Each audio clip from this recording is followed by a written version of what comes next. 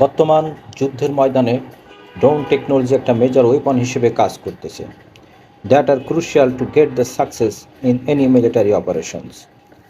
On 14 March 2023, an MQ-9 Reaper drone flying in international airspace over the Black Sea. এটা US এয়ারফোর্সের বহুল পরীক্ষিত এবং highly capable drone. It is design for military operation.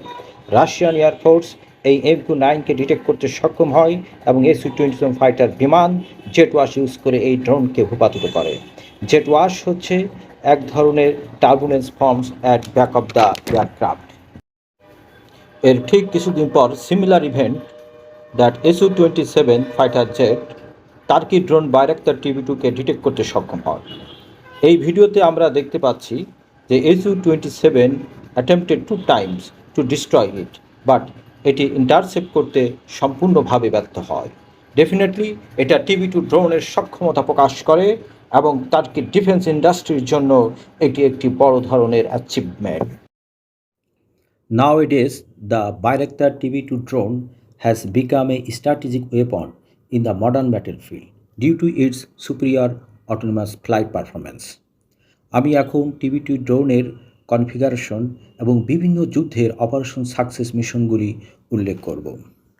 TB2 drone এর maximum speed 220 kilometer per hour, cruise speed 130 kilometer per hour, এর range up to 4,000 kilometer. এটার operational altitude 18,000 feet. এর endurance 27 hour. Fully automatic landing and takeoff feature without dependence on ground systems. Each TB2 drone is configured with 6 aerial vehicle platforms, 2 ground control stations, 3 ground data terminals, 2 remote video terminals and ground support equipment.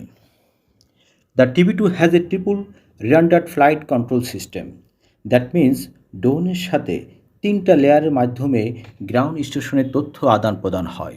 কোনো কারণে যদি first layer disrupt হয় তাহলে সেক্ষেত্রে second লেয়ারের মাধ্যমে drone তার গ্রাউন্ডের সাথে কমিউনিকেশন করবে।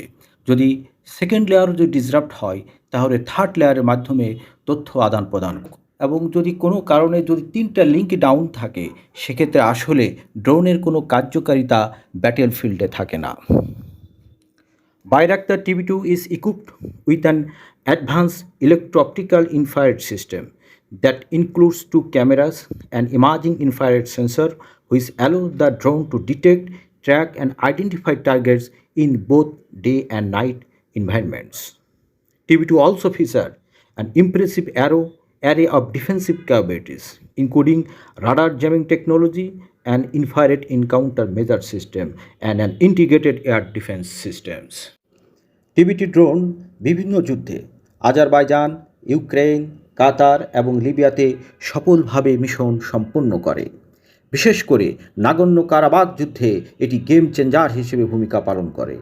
এই যুদ্ধে কী পরিমাণ সমরস্ত ধ্বংস করে তার একটা সামারি উল্লেখ করা হলো।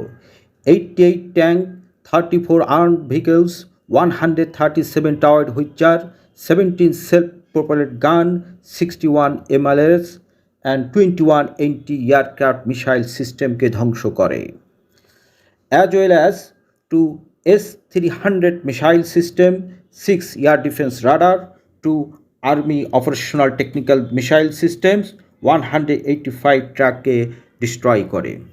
Good news that the Bangladesh government has signed an agreement with Turkey to purchase the TB2 drone. ইনশাল্লাহ খুব শীঘ্রই বাংলাদেশ আর্মিতে এই ড্রোন যুক্ত হবে। এই ধরনের স্ট্র্যাটেজি ওয়েপন অন্তর্ভুক্তি বাংলাদেশ আর্মির কনফিডেন্স গ্রো করবে নিশ্চিতভাবে। যে কোনো ব্যাটেল ফিল্ডের যুদ্ধের মোড় ঘুরিয়ে দিতে এটি সক্ষম।